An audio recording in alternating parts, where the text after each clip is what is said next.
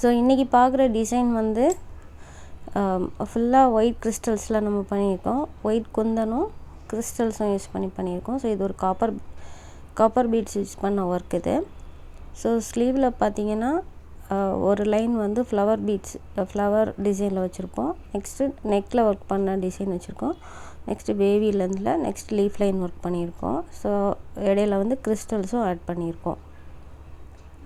இப்போ வந்து நம்ம பேக் நெக் பார்த்திங்கன்னா ஒரு லைன் பீட் ஒர்க்கும் அப்புறம் வந்து ஸ்கொயர் டைப் ஸ்டோன்ஸும் லீஃபும் ட்ரையாங்கிள் ஸ்டோன்ஸும் யூஸ் பண்ணியிருக்கோம்.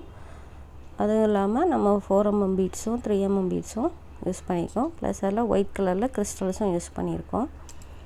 ஸோ இதோட ஓவரால் லுக் எப்படி இருக்கும்னா ஸ்லீவ் வந்து ஒரு 4 இன்ச்சஸ்க்கு அப்படி இருக்கும். நெக் ஒரு 1.5 இன்ச்சுக்கு இருக்கும். ஸோ இந்த ஒர்க் வந்து ஃபுல்லாக நம்ம ஒயிட் குந்தன் ஸ்டோன்ஸும் கொஞ்சமாக